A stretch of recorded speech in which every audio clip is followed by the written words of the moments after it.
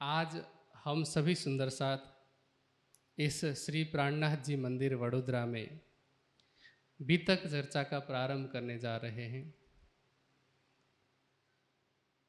बहुत सारे लोगों के मन में जो कि पहली बार बीतक सुन रहे हैं, आपके मन में ये प्रश्न हो सकता है कि ये बीतक क्या है, सुनने के लिए क्यों बुलाया गया है, और ऐसा तो क्या है कि हर साल सुनाया जाता है या हर साल दोहराया जाता है। ऐसे बहुत सारे प्रश्नों का समाधान हमें आज और आगे आने वाले दिनों में मिलने वाले हैं। सबसे पहले तो हम ये जानें कि सावन का यह जो महीना है,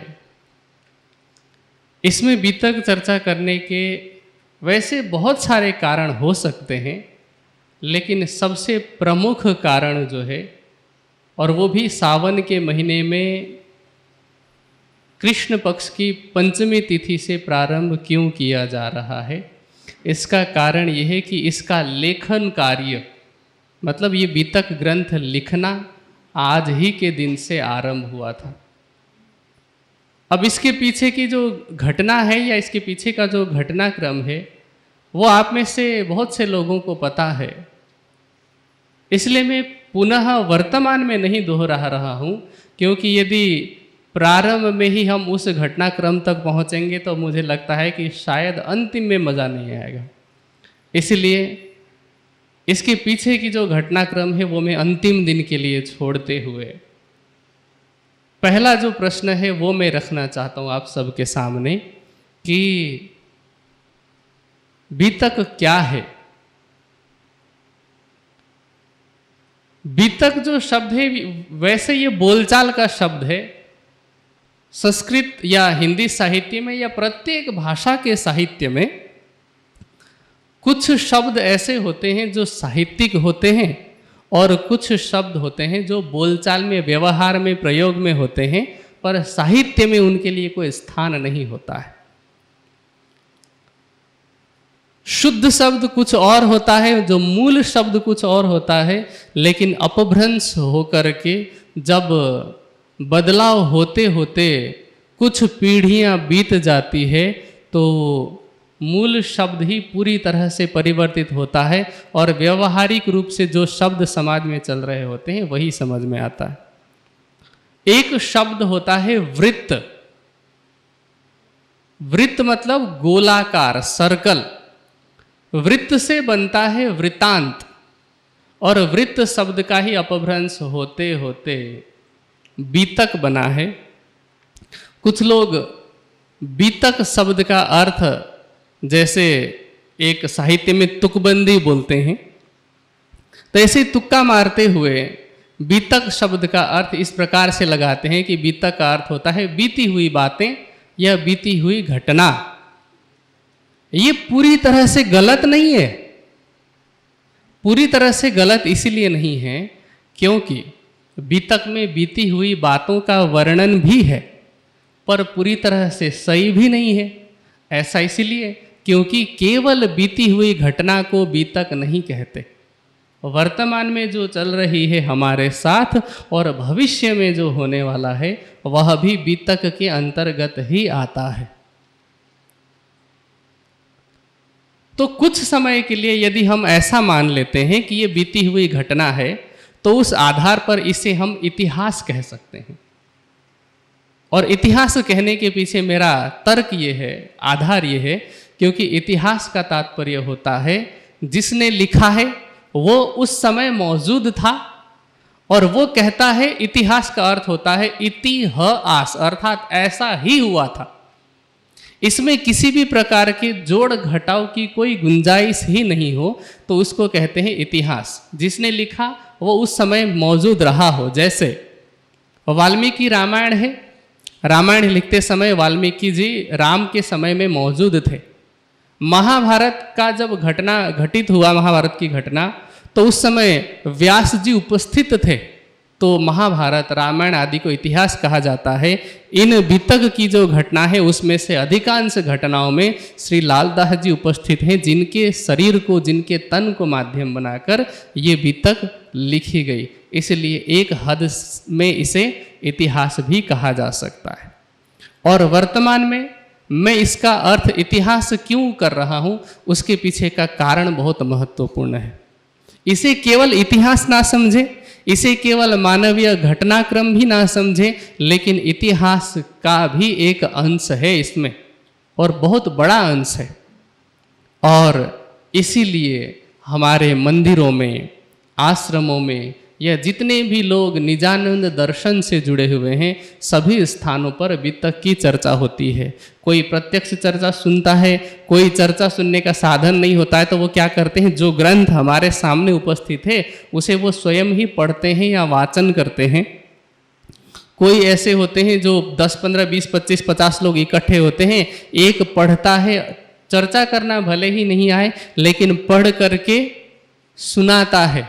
उनको लगता है कि इससे हमारी परंपरा सुरक्षित रहेगी, और ये बहुत ही सुंदर परंपरा है। आज यदि निजानंद का सिद्धांत 400 वर्षों के बाद भी जीवित है, निजानंद की परंपरा 400 वर्षों बाद भी जीवित है, तो इसका सबसे बड़ा श्रेय जाता है प्रति वर्ष सावन के महीने में होने वाली बीतक की चर्चा को। और मैं इतिहास जब कह रहा हूँ तो मैं इस आधार पर भी कह रहा हूँ क्योंकि हमारे साहित्य में या हमारे समाज में बहुत बड़े बड़े इतिहासकार हुए, जिन्होंने इतिहास को लेकर के बहुत सारे विचार दिए और बहुत महान महान विचार दिए। एक पाश्चात्य दार्शनिक और इतिहासकार हुए, उनका नाम है एडवर्ड वर्थ। वो क्या कहते हैं कि जो मनुष्य अपने अतीत को भूल जाते हैं या जो मनुष्य अपने इतिहास को याद नहीं रखते, उनका भविष्य बर्बाद हो जाता है। इसी तरह से चाहे अरस्तु हुए, चाहे चाणक्य हुए, सबका इतिहास के संदर्भ में कुछ न कुछ वक्तव्य रहा है, कुछ न कुछ विचार रहा है। किसी ने कहा कि यदि समाज अपने इतिहास को याद नहीं रखता तो इतिहास स्वयं को दोहराता है, और ये नकारात्मक रूप में दोहराने की बात की जा रही है। सकारात्मक रूप में यदि कोई इतिहास को याद रखता है तो फिर पुनरावृत्ति नहीं होती। इसलिए नहीं होती क्योंकि वो सीखता है और आगे बढ़ जाता है। लेकिन जो इतिहास की भूलों से नहीं सीखता है यदि मनुष्य, तो इतिहास स्वयं में दोहराता है और फिर एक जैसी बुरी घटना बारंबार होने लगती है। जैसे हमारे यहाँ क्या हुआ, हिंदुओं ने अपने इतिहास से कुछ नहीं सीखा। ऐसा मैं इसलिए कह रहा हूं क्योंकि जब मोहम्मद गोरी भारत आया और एक बार ने उसने अनेक बार भारत को जीतने का प्रयास किया। पृथ्वीराज चौहान ने कहते हैं कि 16 बार उसे अपने युद्ध में पराजित किया, और अंतिम जो युद्ध हुआ, जो हमारे इतिहास में तराइन के युद्ध के नाम से प्रसिद्ध है, उस युद्ध में छल करके गोरी जीतता है। लेकिन कदाचित वह छल से भी नहीं जीतता, लेकिन उस समय हमारा देश जयचंद जैसे लोगों से भरा हुआ था। लेकिन भारत अपने इतिहास से नहीं सीखा। उसने ये नहीं सीखा कि पृथ्वीराज चौहान के समय में एक जयचंद के कारण मोहम्मद गोरी को घुसने का मौका मिला था। अब कभी कोई मानसिंह के रूप में गद्दारी करता है, कभी किसी और रूप में गद्दारी करता है, लेकिन इतिहास क्या कर रहा है, स्वयं में दोहरा रहा है। कभी कोई विश्वासघात करके गोरी का साथ देता है, कोई अकबर का साथ देता है, कोई औरंगजेब का साथ देता है, और इतने से भी मन नहीं भरता है। बाद में अंग्रेज आते हैं तो अंग्रेजों का साथ देता है, और इसी इतिहास की भूल से सीख न लेने के कारण लगभग 1000 वर्षों की दासता झेलता है भारतवर्ष। ये है इतिहास से सीख न लेने का परिणाम। तो बीतक को मैं इतिहास इस दृष्टिकोण से कह रहा हूं कि हम सब सुंदर साथ बीतक में जिन जिन महापुरुषों ने अच्छा किया, जिन जिन ब्रह्मात्माओं ने, ब्रह्म सृष्टियों ने अच्छा किया, उनसे तो शिक्षा लेना ही है हमें कि हम ऐसे बने, हम लालदास जी जैसे बने, हम देवचंद्र जी के जैसे भक्ति के मार्ग में समर्पित बने, श्रद्धावान बने, मिहिरराज जी की तरह समर्पित बने, लालदास जी की तरह बने। स्त्रियों में यदि बने तो हम फूलबाई जी की तरह, तेज कुंवरी जी की तरह, लालबाई की तरह बने, श्यामबाई की तरह बने, ललिता सखी की तरह बने। लेकिन किसकी तरह ना बने? बालबाई जी की तरह ना बने, हम औरंगजेब की तरह दुष्टता न लाएं, बिहारी जी के जैसे ना बने, गोवर्धन जी और मुकुंदास जी की जैसे भी हम अभी तो वर्तमान में नहीं बन सकते। लेकिन जब हम समर्पण की पराकाष्ठा की तरफ बढ़ रहे हों तो हमारे अंदर गोवर्धन जी के जैसी संसारिक चिंता की भावना ना आए, मुकुंदास जी की तरह चिंता की भावना भी ना आए। तो इसलिए बीतक हम सब सुंदर साथ के लिए लिखा गया, वाणी हम सब सुंदर साथ के लिए लिखी गई।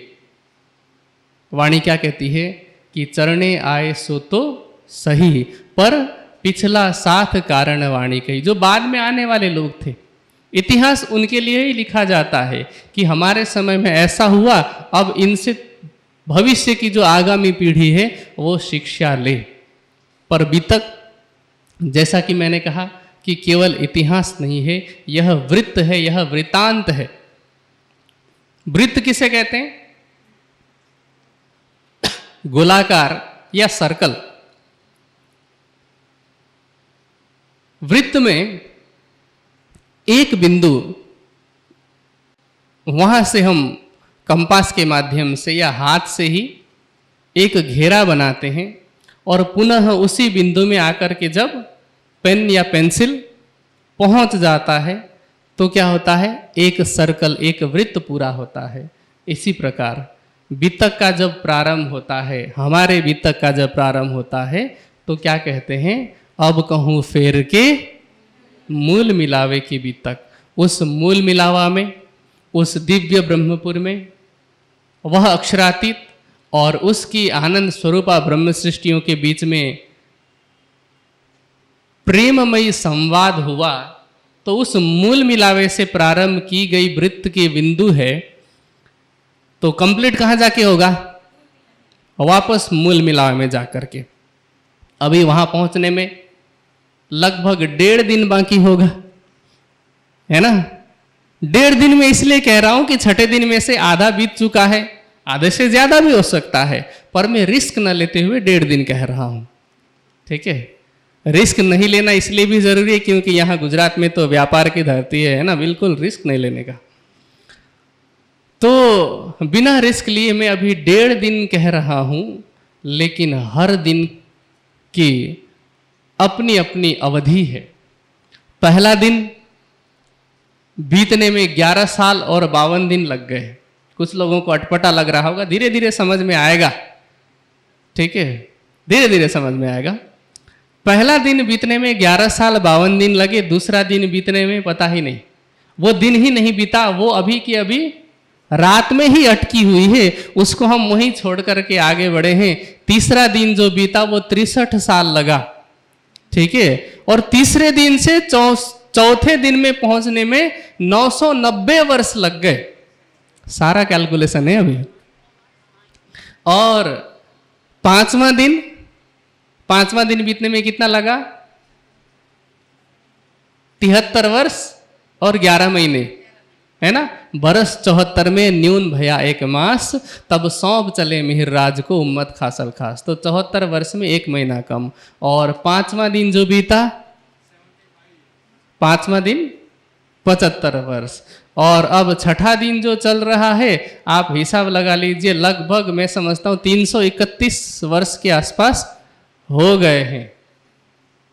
331 लगभग, देख लीजिएगा, हिसाब किताब लगा लीजिएगा। अगर मैं गलत हूं तो कल आके बता देना, ठीक है?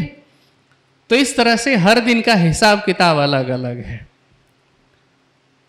तो ये छठा दिन अभी चल रहा है और 7वां दिन का पता ही नहीं कितने समय में समाप्त होगा। वैसे तो मुझे लगता है प्रारंभ होते ही समाप्त भी हो जाएगा, क्योंकि जब 6 दिन हम बिता चुके हैं तो 7वां दिन बिताने में ज़्यादा मुश्किल नहीं है। पर वहाँ तक पहुँचने में या मूल मिलावे तक पुनः पहुँचने में अब और कोई कुछ नहीं कर सकता। वो परमात्मा साक्षात अक्षरातीत, अक्षरातीत मतलब क्षर, अक्षर से परे जो अक्षरातीत है, वो भी कुछ नहीं कर सकता। उसके लिए कौन कुछ कर सकता है? आप खुद। हम खुद कुछ कर सकते हैं कि इस माया को, इस माया के संसार को कितना लंबा खींचना है, अब हमारे हाथ में। और खींचना है कि नहीं खींचना है, नहीं खींचना है तो कैसे नहीं खींचना है, और क्या करने से खींचा जाएगा, लंबी जाएगी ये रात, ये सारी बातें हमें पता चलेगी आने वाले दिनों में इस बीतक के माध्यम से। तो यह है बीतक। अब प्रश्न ये होता है कि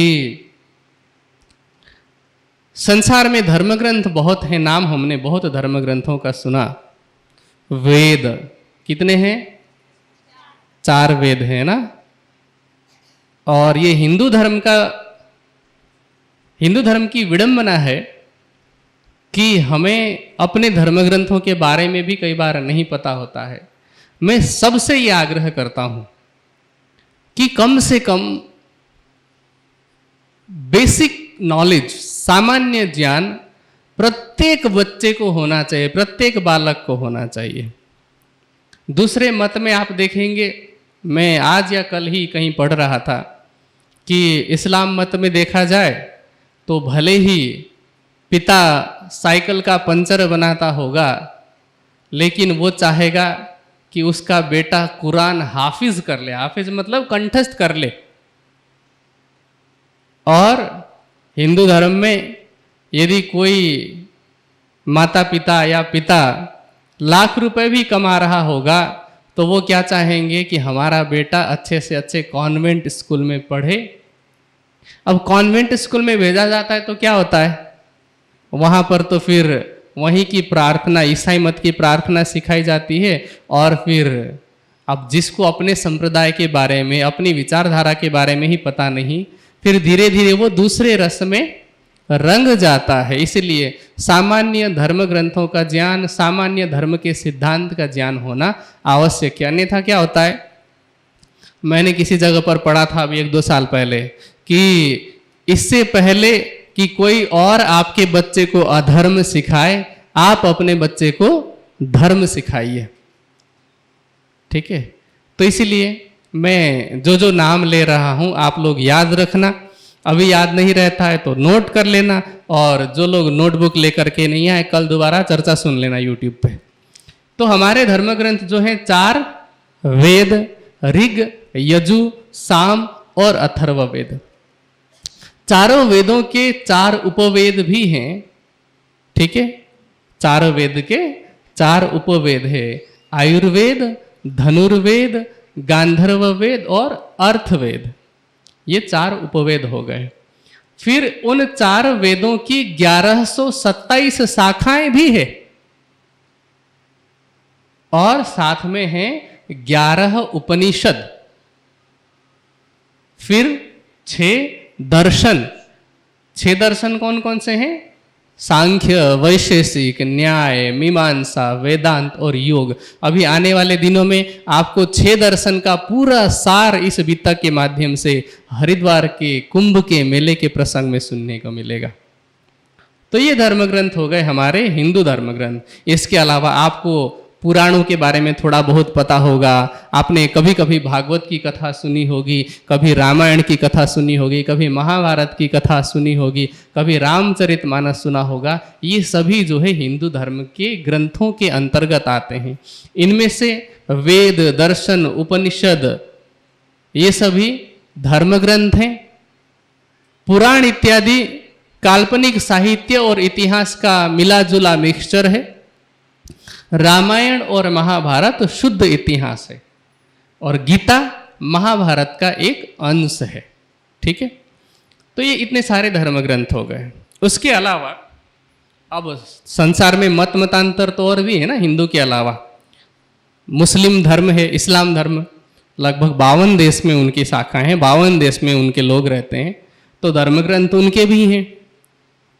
उनमें कौन कौन से धर्म ग्रंथ माने जाते हैं? विशेष रूप से कुरान और कुरान की हदीस। फिर ईसाई मत के लोग हैं तो ईसाई किसे मानते हैं? बाइबल को। ठीक है, तो ये सारे धर्म ग्रंथ हैं। अब सवाल ये होता है कि इतने सारे धर्म ग्रंथों में वाणी और वितक का क्या महत्व है? वाणी यहाँ हमारे सामने पधराई हुई है, साल भर उसकी चर्चा होती है, उसमें वितक की बात आती रहती है, और 1 महीने साल में वितक की चर्चा होती है जिसमें वाणी की बात आती है। दोनों मिल करके एक दूसरे को पूरा करते हैं। वाणी अकेले बिना वितक के समझ में नहीं आ सकती और वाणी के बिना वितक समझ में नहीं आ सकती। तो इसीलिए प्रश्न ये होता है कि इतने सारे धर्म ग्रंथों के होते हुए वाणी और वितक सुनने की क्या आवश्यकता? क्योंकि जब तक आपको पता ही नहीं चलेगा कि इसका महत्व क्या है, आप लोग अगले दिन आएंगे ही नहीं। इसलिए ये जानना जरूरी है। अब आपसे मैं प्रश्न पूछूं कि जब हम धर्म की तरफ, अध्यात्म की तरफ आगे बढ़ते हैं, पूजा पाठ नहीं, धर्म और अध्यात्म की मैं बात कर रहा हूं। अब प्रश्न ये एक और हो रहा होगा, मैं तो सवाल ही पूछता रहता हूं कि धर्म और पूजा पाठ अलग कैसे? ये भी तो प्रश्न होता है ना, क्योंकि हम किसको धर्म मानते हैं? किसको? पूजा पाठ को, है ना। तीर्थ यात्रा करने जाते हैं, प्रसाद लेते हैं, हम उसी को धर्म मानते हैं। जबकि धर्म और पूजा पाठ में बहुत फर्क है।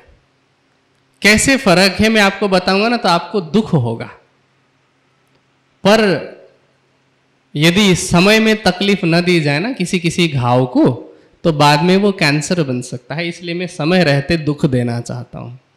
देखिए, मैं थोड़ी सी व्याख्या करूंगा कि धर्म और पूजा पाठ में क्या अंतर है और लोग धर्म क्यों नहीं करते, पूजा पाठ क्यों करते हैं। ठीक है, हमारे धर्म ग्रंथों में, क्योंकि हमने कभी खोल के नहीं देखा, पर फिर भी लिखा है तो लिखा ही है, तो हमारे धर्म ग्रंथों में एक नाम आता है मनुस्मृति। बहुत सारे लोग मनुस्मृति से चिढ़ते हैं। इसलिए चिढ़ते हैं क्योंकि लोगों को लगता है कि मनुस्मृति ब्राह्मणों का बनाया हुआ धर्म ग्रंथ है और इसमें शूद्रों के साथ या दूसरी जातियों के साथ भेदभाव किया गया है। पर इसके पीछे की सच्चाई में आपको और बताते चलूं कि मनुस्मृति किसी एक व्यक्ति के लिए नहीं है। हाँ, गड़बड़ कहाँ हुई है कि जब अंग्रेज आए, अंग्रेजों ने भारत के बहुत सारे साहित्य में मिलावट की, और मिलावट करके, क्योंकि उनकी नीति क्या थी? फूट डालो और राज करो।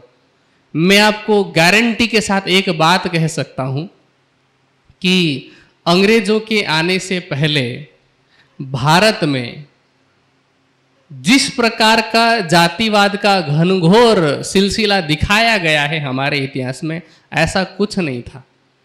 मैं आपको एक प्रमाण देता हूं। डॉक्टर भीमराव जी का नाम आपने सुना है? संविधान निर्माता के नाम से जानते हैं। किसी ने आम्बेडकर कहा माता जी ने, मैं आम्बेडकर नहीं कह रहा हूं। क्यों नहीं कह रहा हूं मैं आपको बताता हूं। आम्बेडकर जो सरनेम है ना, वो ब्राह्मणों का है।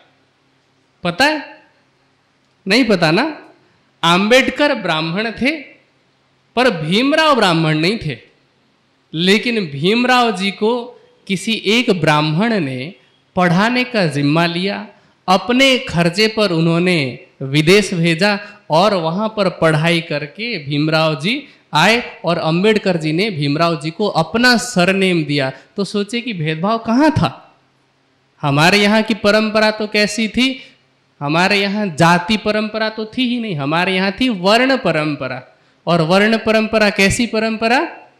कर्म के आधार पर वर्ण की परंपरा, जन्म के आधार पर नहीं थी। बाद में अंग्रेजों ने या मुस्लिमों ने समय समय पर ये भेदभाव डालने का प्रयास किया ताकि इन लोगों की जो एकता है वो समाप्त हो जाए।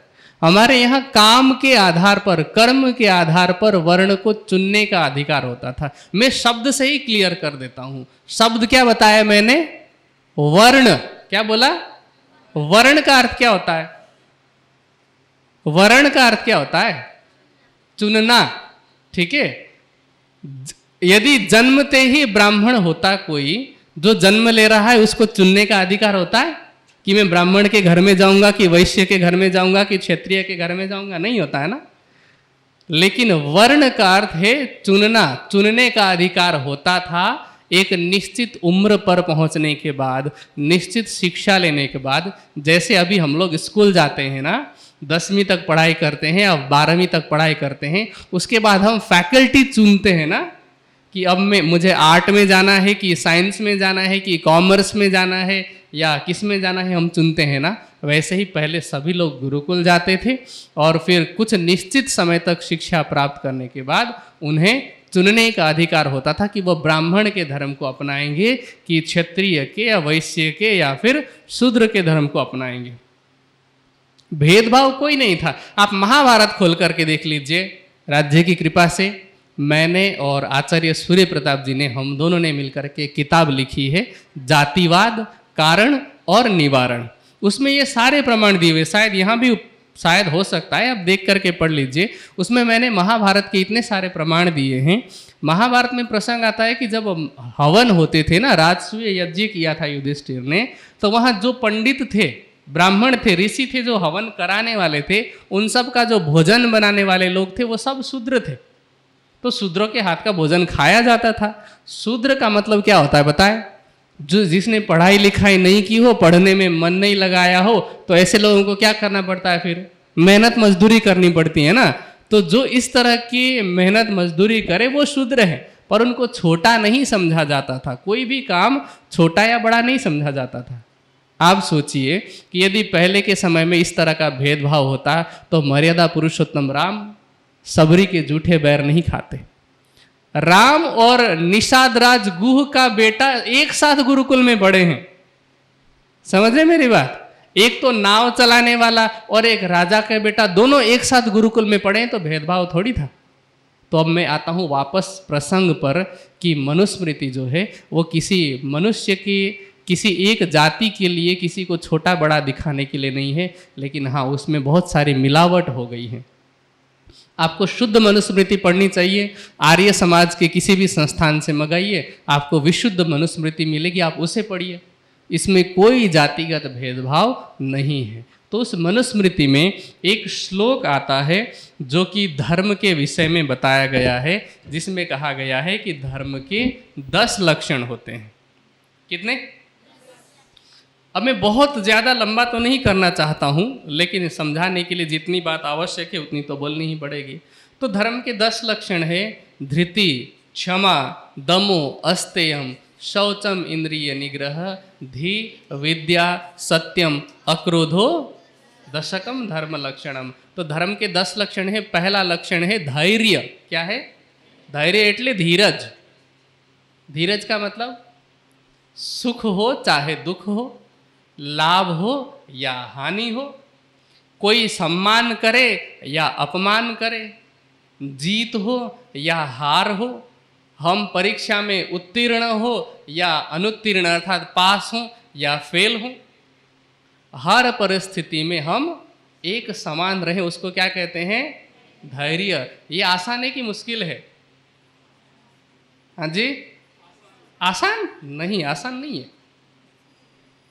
अगर आसान होता तो इतने सारे लोग सुसाइड करते हैं, ये नहीं होता। आज भारत में प्रत्येक 1 लाख में से 22 लोग सुसाइड कर रहे हैं। ठीक है? तो इतने सारे सुसाइड्स, और वो तो रजिस्टर्ड है। बहुत सारे लोग ऐसे होंगे जो रजिस्ट्रेशन नहीं होता होगा, जिनका डेथ रजिस्ट्रेशन। तो आसान नहीं है धैर्य बनाए रखना। हम लोग घबरा जाते हैं। घबराते कि नहीं? अगर परीक्षा में नंबर कम आए तब भी घबराते हैं, व्यापार में थोड़ा सा लॉस हो जाए तो ये आसान नहीं है। पर जरूरी है। तो धैर्य बनाए रखना मुश्किल है, पूजा पाठ करना क्या है, आसान है। इसलिए लोग क्या सोचते हैं, आसान वाला रास्ता चुनते हैं और पूजा पाठ करते हैं। लोगों को लगता है कि हमारी इस प्रकार की समस्या आई है, पूजा पाठ करेंगे तो दूर हो जाएगी, पूजा पाठ करते हैं। अब दूसरे लक्षण पर मैं आता हूँ। दूसरा लक्षण क्या है, क्षमा। क्षमा का मतलब क्या होता है, किसी ने अनजाने में, जानबूझ करके नहीं, हाँ, अनजाने में कोई गलती की जिससे हमारा कोई व्यक्तिगत नुकसान हुआ है, तो हम उसे माफ करें और उसे सुधरने का मौका दें, उसे कहें कि कोई बात नहीं, आगे बढ़ो। एक अंग्रेजी में कहावत कही जाती है, फॉरगिव एंड फॉरगेट, मतलब माफ करो और भूल जाओ। पर माफ करना आसान है कि मुश्किल है? वैसे धैर्य भी आसान है, क्षमा भी आसान है, पर अभ्यास लगता है। लेकिन सामान्य लोगों के लिए किसी को माफ करना मुश्किल होता है, क्योंकि आसान होता तो आप बताइए इंडिया में जितने डिवोर्स केसेस हो रहे हैं क्यों होते हैं? क्योंकि पति पत्नी अगर कोई गलती होती है एक दूसरे को माफ नहीं कर पाते। इतने सारे पड़ोसियों में झगड़े होते हैं, क्यों होते हैं? माफ नहीं कर पाते। होता है कि नहीं होता? और ऐसे तो मैं लिस्ट पूरी गिना सकता हूँ, रात भर गिना सकता हूँ, आपको नींद आएगी। तो माफ करना क्या है, मुश्किल है। पूजा पाठ करना आसान है। ठीक है। धर्म का तीसरा लक्षण क्या है, दमन, है ना, इंद्रियों का दमन करना। अब दमन में क्या क्या है, इंद्रियां कौन कौन सी हैं? आँख, कान, नाक, जिह्वा और त्वचा। त्वचा मतलब चमड़ी। 5 इंद्रियां हैं और पांचों इंद्रियों के अपने अपने विषय हैं। आँखों को लगता है कि मैं सुंदरता देखूं और उस सुंदरता के प्रति आकर्षित होता है। सुंदरता देखना पाप नहीं है, क्योंकि पाप होता तो परमात्मा सबको अंधा भेजता, है ना। देखने में पाप नहीं है, पर देखने के बाद मन में पाप नहीं आना चाहिए। जैसे रावण के मन में सीता के सौंदर्य को सुन करके या देख करके आया था, खिलजी के मन में पद्मिनी के बारे में सुन करके आ गया था, है ना। इस प्रकार का पाप नहीं आना चाहिए। तो ये आंखों का विषय हो गया देखना, नासिका का विषय है सूंघना, त्वचा का विषय है स्पर्श करना, जीव का विषय है स्वाद लेना। अब हर इंद्रिय अपना अपना काम तो करेगी, लेकिन यदि हम स्वाद के चक्कर में फंस करके पाप करते हैं, जैसे मैं आपको एक बात बताऊं, केवल अमेरिका में 1 सेकेंड में लगभग 5000, प्रत्येक सेकेंड में लगभग 5000 जानवरों को केवल खाने के लिए मारा जाता है, प्रत्येक सेकेंड में। आपको मेरी बात का भरोसा नहीं, यहाँ से जाएंगे, नेट ऑन करेंगे, गूगल पे जाइए और यूएस एनिमल क्लॉक करके एक वेबसाइट है, सर्च कीजिए, आपको पूरा बायोडाटा उसमें मिल जाएगा। ये क्यों हो रहा है? खाने के लिए। और ये केवल अमेरिका की बात हो रही है। और पूरे विश्व की बात करें, भारत में लगभग 30% लोग शुद्ध शाकाहारी हैं, लेकिन 70% तो मांस खाते हैं। और आजकल धीरे धीरे मांसाहार का चलन बढ़ने लगा है। और पाप का अर्थ क्या होता है? आपके जिस कर्म से, जो करने से किसी दूसरे को पीड़ा हो, उसको पाप कहते हैं। तो हम अगर किसी को मार रहे हैं जान से, उसको पीड़ा तो होगी ही। तो अब आप बताइए कि अपनी आँखों पर नियंत्रण करना, अपने जीभ पर नियंत्रण करना, मन, वचन और कर्म से किसी का दिल न दुखाना, ये आसान है कि मुश्किल है? मुश्किल है ना। आसान भी है पर मुश्किल भी है ना। तो ज़्यादातर लोगों को ये काम लगता है मुश्किल, और पूजा पाठ करना आसान लगता है। तो हम क्या चुनते हैं? पूजा पाठ। धर्म का चौथा लक्षण क्या है? अस्तेय। अस्तेय मतलब चोरी न करना। मन, वचन और कर्म से पराये धन की लालच न करना और उसके धन को न उठाना। अब चोरी करने का मतलब ऐसा नहीं कि आपने किसी का पैसा उठाया। आप अगर किसी से घूस लेते हैं, है ना, वो भी चोरी है। ठीक है। आप किसी का सामान उठाते हैं, वो भी चोरी है। ठीक है। चोरी तो कई प्रकार से हो सकती है ना। बिना पूछे किसी का कुछ भी उठा, वो चोरी ही है। ठीक है। और हमारे देश में तो बड़े बड़े अधिकारी से लेकर के छोटे छोटे कर्मचारी तक सब लगभग वो एक किसी ने बहुत सुंदर बात कही थी कि 100 में से 99 बेईमान फिर भी मेरा देश महान। तो कुछ ऐसी ही बात है। तो अब ये मन वचन और कर्म से स्वयं पर नियंत्रण करते हुए चोरी न करना ये मुश्किल है। मुश्किल क्यों है मैं आपको बताऊं कि एक राजा ने एक नियम बनाया था कि इस देश में जो चोरी करेगा उसको मृत्यु दंड दिया जाएगा। तो अब लोग चोरी नहीं करते थे या पता नहीं चलता था। एक दिन एक चोर पकड़ा गया चोरी करते हुए और उसको जेल में डाल दिया। उसको फांसी देने का दिन निश्चित हुआ। अब मृत्यु दंड से पहले अंतिम इच्छा पूछी गई तो कहता है कि मुझे राजा से बात करनी है मरने से पहले, और बहुत ज़रूरी बात करनी है।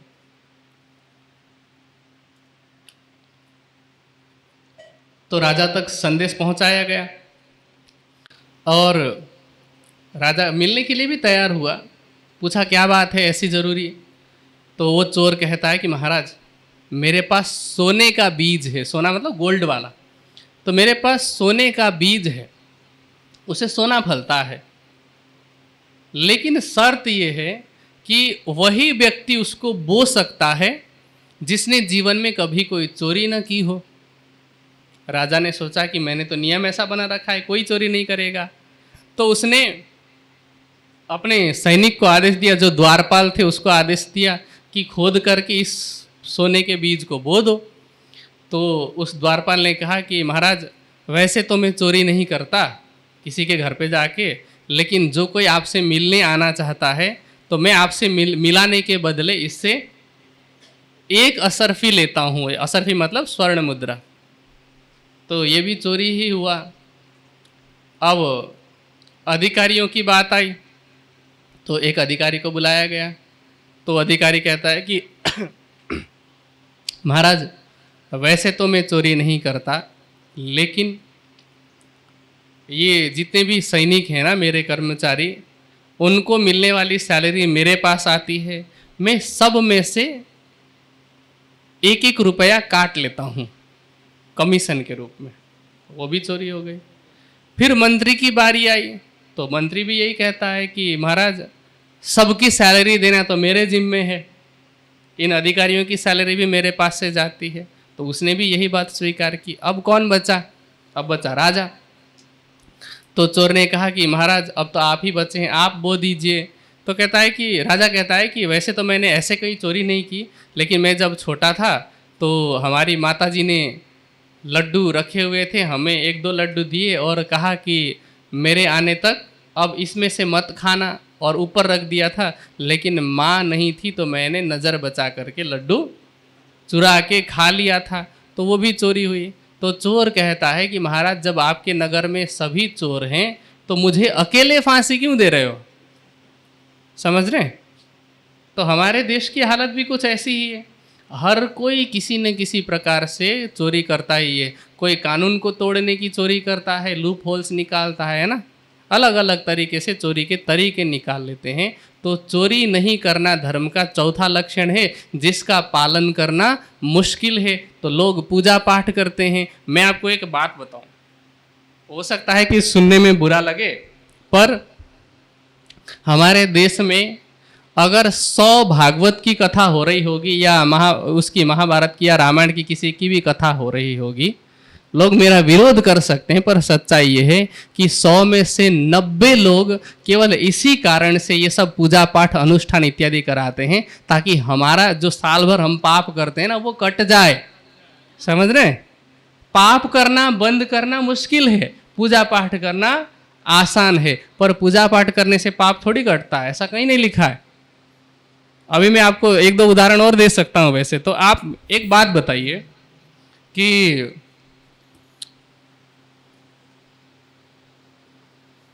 श्री कृष्ण जी की जो मृत्यु हुई थी वो कैसे हुई थी? कैसे हुई थी? बहेलिये के तीर से उनकी मृत्यु हुई थी। एक कारण कारज बना था। उसकी कहानी क्या बताई जाती है पता है ना आप लोगों को? जिसने तीर मारा था वो कौन था? हाँ जी, एक जरा मतलब शिकारी था, पर कहते हैं कि पूर्व जन्म में वो बाली था और राम ने जो उन्हें छिप करके मारा था, जिसके परिणाम स्वरूप अगले जन्म में उस बाली के हाथ से कृष्ण जी की मृत्यु हुई। आप सोचिए कि कृष्ण जी स्वयं कर्म के बंधन से मुक्त नहीं हैं। आपको लगता है कि आप कृष्ण जी की केवल पूजा करके मुक्त हो जाओगे? कृष्ण जी ने कहा, मैं मुक्त नहीं करा सकता, अवश्य में वह भोक्तव्यम कृतम कर्म शुभाशुभम। जिसने जैसा किया है, चाहे शुभ हो चाहे अशुभ हो, उसका फल अवश्य भोगना ही पड़ेगा। ये कृष्ण जी गीता में कह रहे हैं। लोग गंगा जी जाते हैं ना, गंगा जी क्यों जाते हैं? क्यों जाते हैं बताइए? पाप धोने के लिए। गंगा जी के एक पुत्र हुए ना कोई, क्या नाम है बताइए? गंगा के पुत्र हैं भीष्म पितामह। भीष्म पितामह को बाणों की सैया में क्यों लेटना पड़ा था? कहते हैं कि 100 जन्म पहले, 100 जन्म पहले, एक दो नहीं 100 जन्म पहले उन्होंने किसी सांप को या सांप के बच्चे को, किसी को उन्होंने ऐसे उठा करके फेंक दिया था, जो कि कांटों की झाड़ियों में जाकर के उसके पूरे शरीर में कांटे घुस गए थे, जिसके पाप कर्म के फलस्वरूप क्या हुआ? उनको बाणों की सैया पे। आप सोचिए कि स्वयं गंगा के पुत्र होते हुए गंगा मैया भीष्म पितामह के पाप को नहीं धोती हैं, और आपको लगता है कि आप गंगा में डुबकी लगाएंगे और पाप धुल जाएगा। संभव ही नहीं है। ठीक है, पाप धोने का उपाय क्या है पता है? इंसान पाप किससे करता है? शरीर से करता है कि मन से?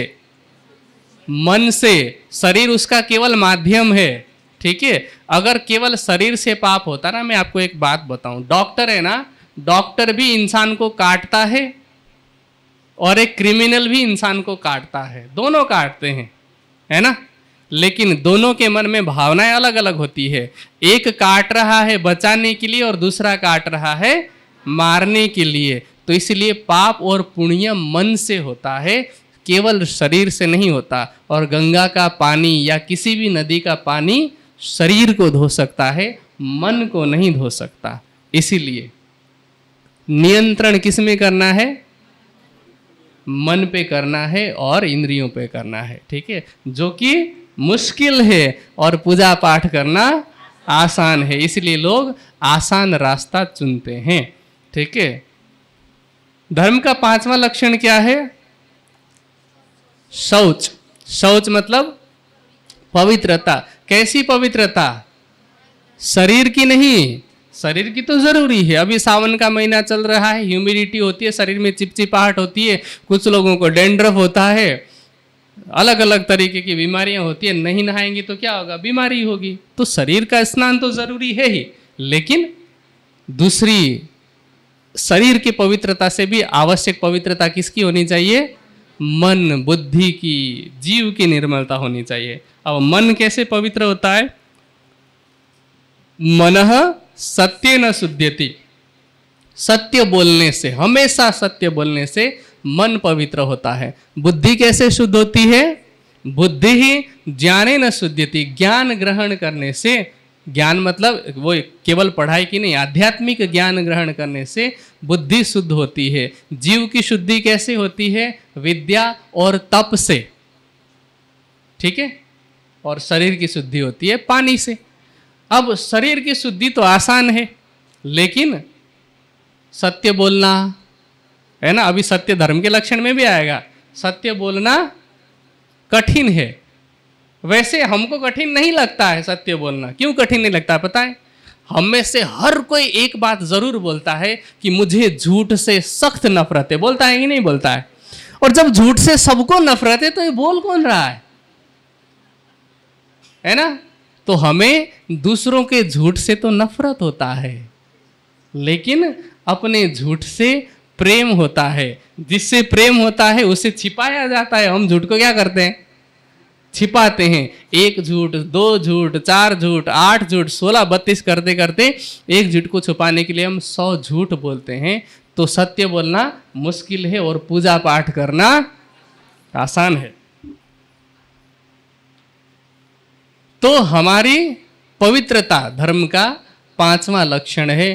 पवित्र होने के लिए केवल स्नान करना, तीर्थ इत्यादि में जाना, यह पवित्रता का लक्षण नहीं है। ठीक है, तीर्थों में जाना जरूरी है, बहुत जरूरी है। क्यों जरूरी है वो मैं आगे बताऊंगा हरिद्वार के प्रसंग में। ठीक है, तीर्थ यात्रा क्यों करते हैं, क्यों करना चाहिए, पर हम जो समझ के नहीं करते तो उसका फल नहीं मिलता है। ठीक है, तो अभी के लिए धर्म के छठे लक्षण की तरफ बढ़ते हुए, धर्म का छठा लक्षण क्या है? इंद्रिय निग्रह। पहले हमने इंद्रियों के दमन की बात की थी कि इंद्रियों को रोकना, पर केवल रोकने से नहीं होता है। जैसे नदी के पानी को आप बांध बना करके, डैम बना करके पूरी तरह से रोक दे, गुजरात में नर्मदा बांध है ना, अब यदि उसमें नहरों से पानी ना छोड़ा जाए तो क्या होगा? कुछ समय के बाद बांध टूट जाएगी और विकास की जगह पे विनाश होगा। ठीक है, तो इसीलिए कंट्रोल के साथ में डाइवर्जन भी बहुत जरूरी है ना, डाइवर्जन बहुत जरूरी है। तो हमें इंद्रियों को क्या करना है? डाइवर्ट करना है। कैसे डाइवर्ट करना है? हमारी आंखें इस संसार में किसी को देखती है और उसकी सुंदरता पर हम मुग्ध हो जाते हैं, उसके प्रति आकर्षित हो जाते हैं, उसके पीछे पड़ जाते हैं। कई बार तो परेशान भी तो करते हैं कि नहीं करते? लोग परेशान करते हैं ना। जैसे एक शब्द बहुत प्रचलित है समाज में, ईव टीजिंग। ईव टीजिंग का मतलब क्या होता है? किसी को इस तरह से घूर करके देखना जिससे कि उसे अनकंफर्टेबल फील हो। विशेष रूप से ये लड़कियों के साथ बहुत होता है। तो ये क्या है? हम आंख के वशीभूत होकर के पाप कर रहे हैं। ठीक है, ऐसे ही हर इंद्रिय का होता है।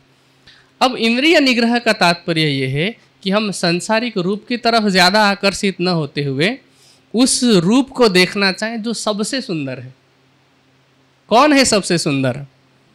परमात्मा। उससे सुंदर तो और कोई है ही नहीं। वो तो सभी सुंदरता को बनाने वाला है ना, तो वो सौंदर्य का निर्माता है, उसको देखना चाहें। और दूसरा, ये तो ध्यान से संभव होगा, लेकिन संसार में हम आंखों का सदुपयोग कैसे करें?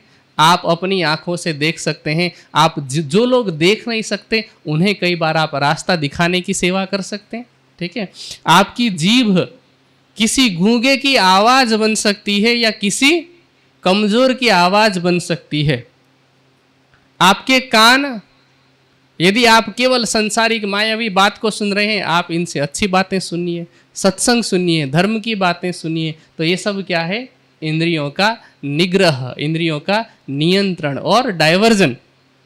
पर ये करना मुश्किल है और पूजा पाठ करना आसान है। धर्म का सातवां लक्षण क्या है? हाँ जी, धी अर्थात शुद्ध बुद्धि। शुद्ध बुद्धि का मतलब क्या हुआ? आप में से ऐसा कोई है जिसके पास बुद्धि ना हो? हर किसी के पास है ना। मेमोरी किसी की कम ज्यादा हो सकती है, पर बुद्धि सबकी होती है। अब धर्म के लक्षण में शुद्ध बुद्धि क्यों कहा गया पता है? आपको ये बात तो पता ही होगी कि रावण 10 विद्याओं का पंडित था, पर उसे धार्मिक नहीं कहा गया, क्योंकि ज्ञान होते हुए भी बुद्धि उसकी शुद्ध नहीं थी। दुर्योधन के पास भी ज्ञान था, है ना। दुर्योधन और युधिष्ठिर दोनों ही तो बराबर पढ़ाई की थी ना, दोनों ने एक जैसे गुरु से पढ़ाई की थी। और ये बात दुर्योधन ने स्वयं कहा। दुर्योधन क्या कहता है महाभारत में?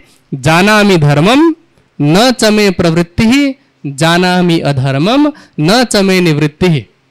मुझे धर्म का पता है लेकिन मैं वो कर ही नहीं सकता, और मुझे अधर्म का पता है लेकिन मैं वो छोड़ नहीं सकता, क्योंकि धर्म करना मुश्किल है। ठीक है, तो बुद्धि को शुद्ध करने की मैं बात कर रहा था। बुद्धि कैसे शुद्ध होती है? मैंने पहले ही कहा था, बुद्धि ही ज्ञाने न शुद्ध्यति। ज्ञान से बुद्धि शुद्ध होती है और पूजा पाठ करना हमें आसान लगता है। अब आपको ज्ञान ग्रहण करने के लिए बोला जाए, आपको ये कहा जाए कि हर दिन 1 घंटा पढ़ाई करना है, आपको हर दिन 1 घंटा वेद या दर्शन या उपनिषद या गीता खोल करके पढ़नी है, आपको वो काम मुश्किल लगेगा। लेकिन टुंगडुंग करके घंटी बजाते हुए पूजा करना, प्रसाद में 1 डिब्बा या कुछ भी रख करके वो प्रसाद पा लेना, वो काम आसान लगेगा। इसलिए हम क्या करते हैं? हम आसान रास्ता चुनते हैं। 8वां लक्षण क्या है? विद्या। कौन सी विद्या चाहिए? 2 प्रकार की विद्या होती है। ठीक है, एक भौतिक और एक आध्यात्मिक। इसको परा और अपरा विद्या भी कहते हैं। हमें कौन सी विद्या चाहिए? हाँ जी, दोनों चाहिए, ऐसे कैसे बोल रहे हैं? दोनों विद्या की जरूरत है। अगर भौतिक विद्या नहीं होती, यहाँ माइक है, पंखे हैं, लाइट हैं, कैमरा है, इंटरनेट है, आप जिस मकान पर बैठे हैं इसकी इंजीनियरिंग है ना? ये सब किसका कमाल है? भौतिक विद्या का। आप सब यहाँ गाड़ी में बैठ कर के आए, किसका कमाल है? भौतिक विद्या का। भौतिक विद्या जो है मनुष्य के जीवन को सरल बनाती है। मानव शरीर रूपी गाड़ी को चलाने में जो भी सहायक है वो भौतिक विद्या के अंतर्गत आती है। लेकिन आध्यात्मिक विद्या क्या है? गाड़ी को मेंटेनेंस करना भौतिक विद्या का काम है, पर उस गाड़ी से कौन से लक्ष्य तक पहुंचना है, क्योंकि गाड़ी किस लिए खरीदते हैं हम? लक्ष्य तक पहुंचने के लिए ना। तो लक्ष्य निर्धारित करती है आध्यात्मिक विद्या। तो हमारे जीवन में दोनों विद्या का महत्व है। तो दोनों प्रकार की विद्या का ग्रहण करना। भौतिक विद्या तो सब लोग पढ़ ही लेते हैं, लेकिन साथ में आध्यात्मिक विद्या पढ़ना लोगों को मुश्किल लगता है। मैंने प्रारंभ में ही कहा था कि एक मुस्लिम पूरी कुरान कंठस्थ कराना चाहेगा अपने बच्चे को, एक ईसाई व्यक्ति हमेशा अपने पास बाइबल रखेगा, कुछ ना कुछ पढ़ता रहेगा, लेकिन एक हिंदू व्यक्ति अपने धर्म ग्रंथों को नहीं पढ़ता है। और बच्चों की तो कहाँ गलती बताऊं मैं, माता पिता क्या करते हैं, यदि किसी माँ का बेटा या बेटी नियमित रूप से मंदिर जाने लगे, नियमित रूप से सत्संग में जाने लगे, तो उनको लगता है कि हमारा बेटा तो हाथ से निकल गया। हाथ से कैसे निकलेगा? हाथ से तब निकलता है जब वो गांजा, भांग, अफीम, किसी प्रकार का ड्रग्स लेने लगता है, तब हाथ से निकलता है। मंदिर जाने पे, सत्संग करने पे कोई हाथ से नहीं निकलता है। आप में से बहुत सारे ऐसे लोग होंगे जो अपने घर के परिवार के सदस्यों से मेरी बात को रिलेट कर पा रहे होंगे कि काश समय रहते हमने मंदिर भेजा होता, काश समय रहते हमने इसे अच्छी शिक्षा दी होती। मैंने पहले ही कहा ना कि आप अपने बच्चे को समय रहते धर्म सिखाएं ताकि कोई उसे अधर्म न सिखाए। ठीक है? तो दोनों प्रकार की विद्या की आवश्यकता है। केवल स्कूल भेज करके डिग्री हासिल करने से शिक्षा प्राप्त हो सकती है, संस्कार नहीं मिल सकते। और मैं आपको एक बात बताऊं, आज आप मेरी बात को ऐसे मत मानिए, परीक्षा करके मानना। आप अगर गुजरात में कहीं पर वृद्धाश्रम है, आप वृद्धाश्रम चले जाइए। वृद्धाश्रम में आप उनके बच्चों के बारे में पूछेंगे ना कि आपके बच्चे क्या करते हैं, तो या तो ऐसे होंगे जिनके बच्चे नहीं हो, या फिर ऐसे होंगे कि जिनके बच्चे कोई डॉक्टर होगा, कोई इंजीनियर होगा, कोई विदेश में डॉलर में कमाता होगा, 25-25, 50-50 लाख या करोड़ करोड़ का एनुअल पैकेज होगा। और ऐसे लोगों ने अपने माता पिता को कहाँ रख छोड़ा है? ठीक है? और ऐसे ऐसे लोग भी हैं जो महीने का लाखों कमाते हैं, लेकिन अपनी माता को या अपने पिता को या अपने अभिभावक को सोने के लिए बिस्तर नहीं दे सकते, सोफा में सुलाते हैं। ठीक है? कुर्सी पे बैठाते हैं कि नहीं तुम्हें यहीं सोना पड़ेगा। खाने के लिए समय पर 2 रोटी नहीं दे सकते, जबकि खर्च कितना होता होगा एक बूढ़ी माता के ऊपर? महीने में 3 से 5 हज़ार का अधिकतम खर्च होगा। ठीक है? लेकिन कमा लाखों में रहे हैं, और फिर इसी पाप के फलस्वरूप हॉस्पिटल में पैसा दे देंगे। फिर ये कड़वी बात है ये, पर सच है। तो समय रहते धार्मिक और भौतिक दोनों प्रकार की विद्या सीखना आवश्यक है। जो काम लगता है मुश्किल और पूजा पाठ आसान लगता है, मैं हर चीज़ के साथ में पूजा पाठ का कंपेयर कर रहा हूँ, तुलना कर रहा हूँ, क्योंकि हमने आसान रास्ता चुना है अभी तक। ठीक है? घर में माता पिता की सेवा करना मुश्किल लगता है, मंदिर में पूजा पाठ करना आसान लगता है। ठीक है? धर्म का 9वां लक्षण क्या है? सत्य। ये तो पहले ही आ चुका है, इसलिए मैं बहुत अधिक व्याख्या नहीं करूँगा कि सत्य बोलना जो है वो लगता है मुश्किल और पूजा पाठ करना आसान लगता है। और अंतिम लक्षण है अक्रोध, अर्थात क्रोध न करना, मतलब गुस्सा नहीं करना चाहिए।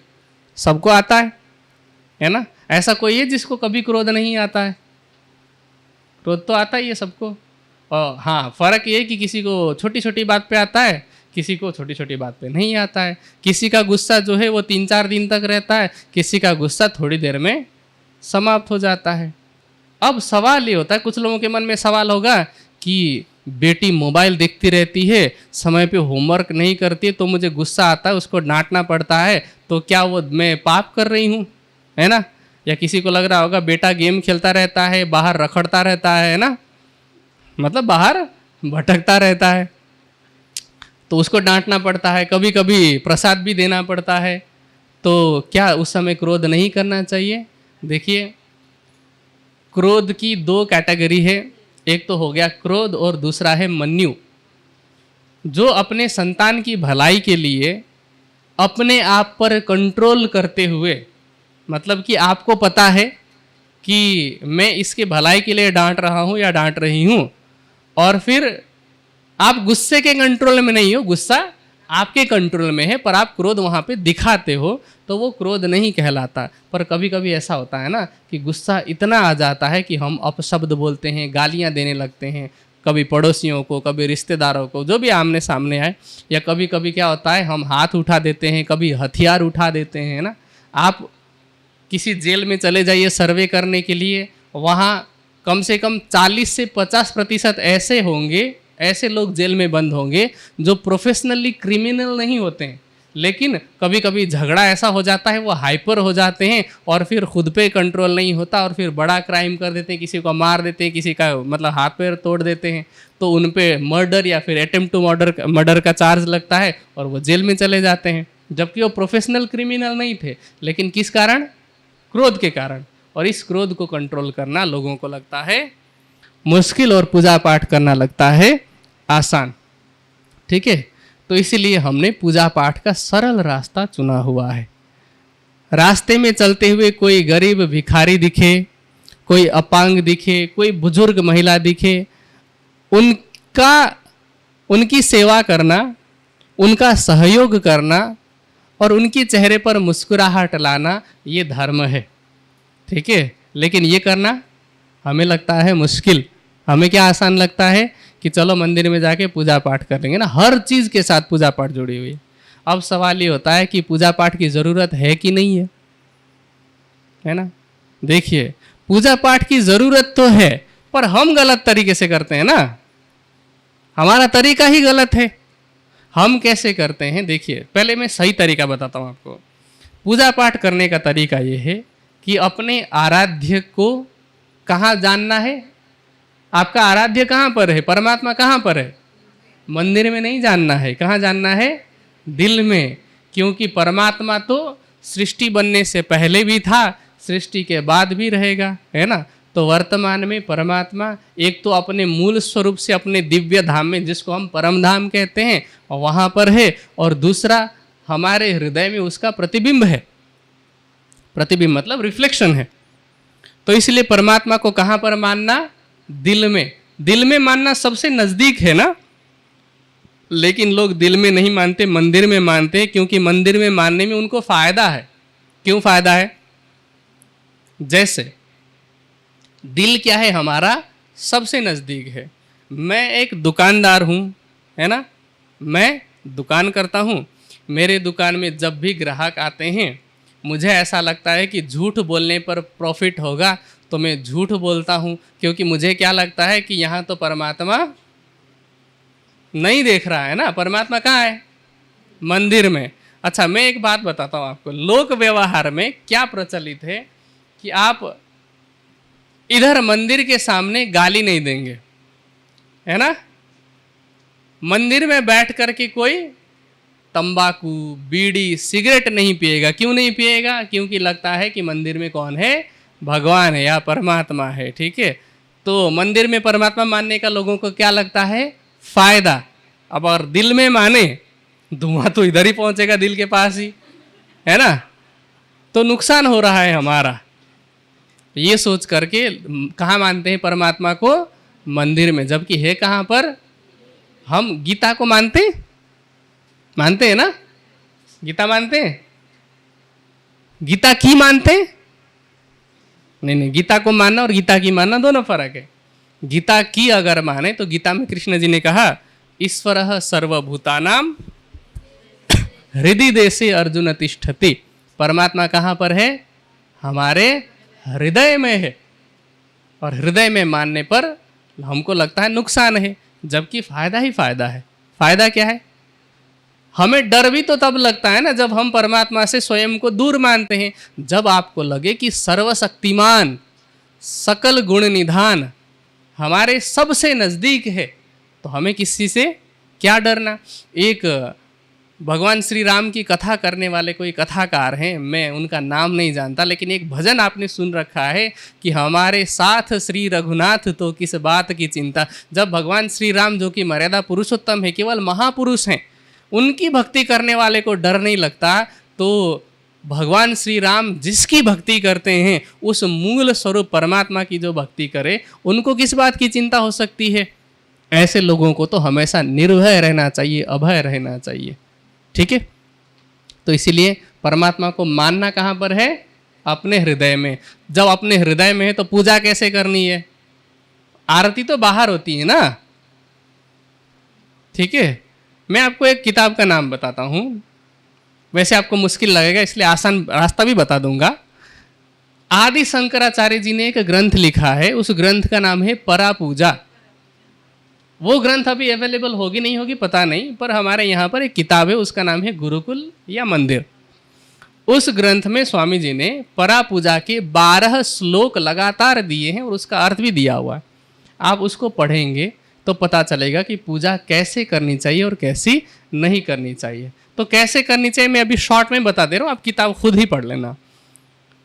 तो यदि आपको पूजा करनी है, आप आंख बंद करें, एकांत स्थान पर अपने हृदय में अपने आराध्य की छवि को देखने का प्रयास करें।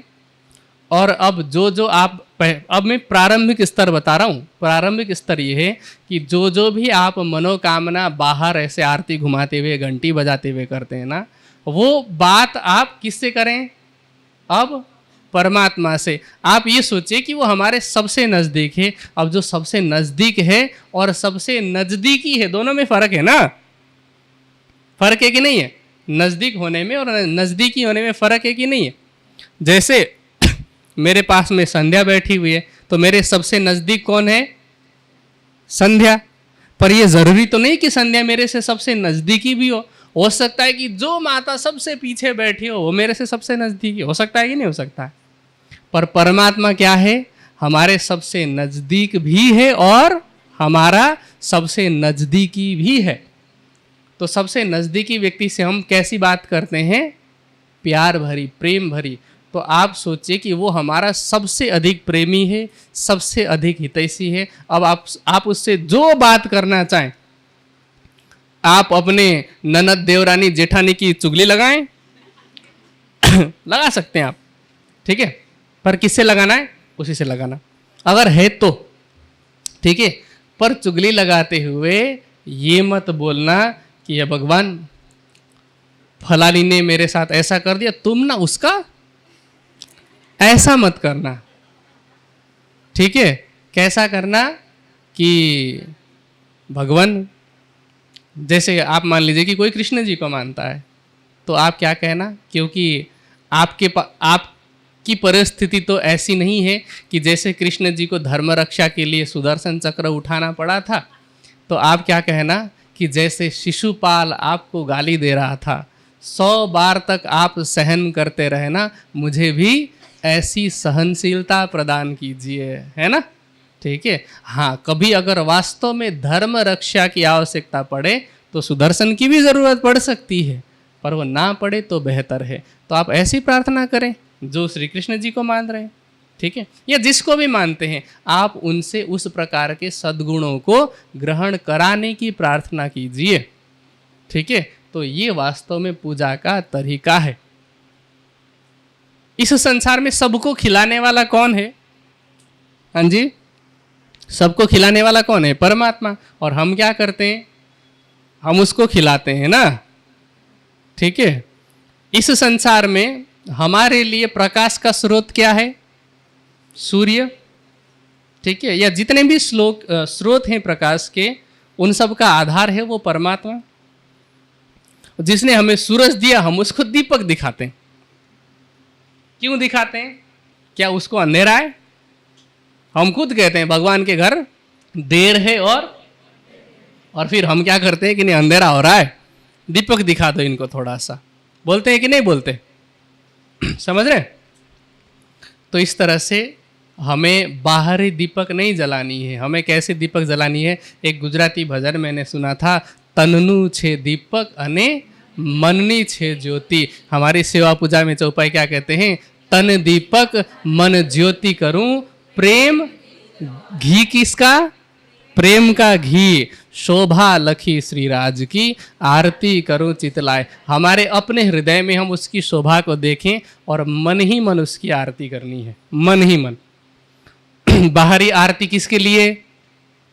बाहरी आरती भी जरूरी है, पर किसके लिए? जो बिल्कुल छोटे बच्चे हैं, जिनको अभी ध्यान करना नहीं आता है, जिनको मन ही मन बात करना नहीं आता है, उनको आरती सिखाइए। इसी बहाने वो धर्म से जुड़ेंगे, इसी बहाने वो सवाल तो पूछेंगे कि हम किसकी आरती कर रहे हैं, क्यों कर रहे हैं, और धीरे धीरे उनके मन में जिज्ञासा बढ़ेगी तो वो सीख जाएंगे। पर हम जो बड़े हो गए हैं, 10-12 साल तक आप आरती कराइए चलेगा, पर हमेशा प्राइमरी में थोड़ी पढ़ाते हैं, नर्सरी के बाद भी तो कोई क्लास आती है ना। तो आरती पूजा इत्यादि नर्सरी की क्लास है, ध्यान कौन सी क्लास है? PhD की, ठीक है। और हम सबको अध्यात्म में PhD करना है, ठीक है। तो इस तरह से ये धर्म के क्या हैं? 10 लक्षण थे। इन धर्म के 10 लक्षणों को हम लोग नहीं मान पाते, इसलिए हम लोग पूजा पाठ से जुड़े हुए हैं। अब मेरा पहला प्रश्न जो था वो ये था कि जो लोग धर्म से जुड़ते हैं या जो लोग किसी भी चीज़ को धर्म समझ लेते हैं तो वो क्या सोचते हैं? प्रारंभ में प्रश्न क्या होता है? यदि वो अध्यात्म से जुड़ते हैं, धर्म से फिर ऊपर आता है अध्यात्म। जो बातें मैंने बताई ना, वो जब हम करने लग जाते हैं तो वो करने लग जाना अब अध्यात्म है, ठीक है। तो जब हम अध्यात्म में आगे बढ़ते हैं तो अब प्रश्न क्या होता है हमारे मन में? हमारे मन में होती है जिज्ञासा कि मैं कौन हूँ, ठीक है। आप जब अंदर झांकने लगेंगे ना तभी सवाल होगा ना कि मैं कौन हूँ। फिर जब हम उसका जवाब ढूंढने लगेंगे तो लगेगा कि मैं कहाँ से आया हूँ, ठीक है। अब ये मैं कौन हूँ, मैं कहाँ से आया हूँ, इसमें आप अपना नाम मत लेना, यहाँ का वडोदरा का एड्रेस नहीं, यहाँ आत्मा की बात हो रही है, ठीक है। या हमारे अंदर की चेतना की बात हो रही है, और चेतना का जो ठिकाना है, मूल ठिकाना, वो कहाँ पर है। फिर मैं कौन हूँ, मैं कहाँ से आया हूँ, और मेरी आत्मा का जो मालिक है या प्रियतम है, जिसको लोग परमात्मा कहते हैं, जिसको लोग परमेश्वर कहते हैं, वो कौन है, कहाँ रहता है, क्या करता है। ऐसे ऐसे प्रश्न उठना प्रारंभ होते हैं, ठीक है। और मैंने जिन जिन धर्म ग्रंथों का नाम बताया, वेद, दर्शन, उपनिषद, 18 पुराण, 18 उपपुराण, गीता, महाभारत, रामायण, रामचरितमानस, फिर इंजिल, जंबूर, तौरेत, कुरान, जितने भी धर्म ग्रंथ हैं उन सब में यदि खोजने लग जाएं तो इन प्रश्नों का उचित समाधान कहीं पर भी नहीं मिलता है। अब मैं सारे उदाहरण देने लग जाऊं अभी तो क्योंकि समय भी अधिक हो जाएगा, लेकिन हमारे पास समय है, आज का तो समय पूरा हो रहा है। पर कल की चर्चा में हम सुनेंगे कि ये जो प्रश्न है इसको क्या कहते हैं पता है? इसको कहते हैं सृष्टि के, अध्यात्म जगत के अनादि प्रश्न। को अहम, मैं कौन हूँ, कुतः आगतो अस्मि, मैं कहाँ से आया हूँ। ऐसे ऐसे प्रश्न होते हैं, और इन्हीं प्रश्नों के समाधान में श्री प्राणनाथ जी की वाणी किरंतन ग्रंथ की पहली चौपाई में क्या कहते हैं? पहले आप पहचानो रे साधो, पहले आप पहचानो। तो सबसे पहले किसकी पहचान करनी है? स्वयं की, अपनी पहचान करनी है। लोग क्या करते हैं, खुद की पहचान ही नहीं है, सीधे परमात्मा की पहचान की बात करने लगते हैं। इसलिए हम परमात्मा तक नहीं पहुंच पाते, क्योंकि बिना आप चिन्हे पार ब्रह्म को कौन कहे मैं जानो। पहले खुद की पहचान होगी, तभी बाद में परमात्मा की पहचान होगी। तो कल की चर्चा में हम सुनेंगे कि सृष्टि के जो मूल प्रश्न हैं उन प्रश्नों का समाधान शास्त्रों में किस प्रकार देने का प्रयास किया है, प्रयास, और केवल संकेतों में थोड़ा थोड़ा वर्णन किया है, उसकी वास्तविकता क्या है। फिर वाणी और बीतक में उन प्रश्नों का उत्तर किस प्रकार से दिया हुआ है, वितक का प्रारंभ कैसे होता है, वितक में किसकी बात बताई गई है, इसको लिखने वाले कौन हैं, लिखवाने वाले कौन हैं, और फिर मैंने 7 दिनों के वितक की बात की थी। पहला दिन प्रारंभ कहाँ से होता है, इन सभी प्रश्नों का समाधान मिलेगा कल और आने वाले दिनों की चर्चा में। ठीक है, तो अभी चूंकि हम चौपाई तक नहीं बढ़े हैं, तो मुझे लगता है कि अभी हम चौपाई नहीं दोहराएंगे। अभी तो पहली चौपाई में पहुंचने में भी समय बाकी है। अब सब लोग मिल करके जयकारा लगाएंगे। बोलो श्री प्राणनाथ प्यार, बोलो श्री सद्गुरु महाराज की। सबको प्रणाम जी।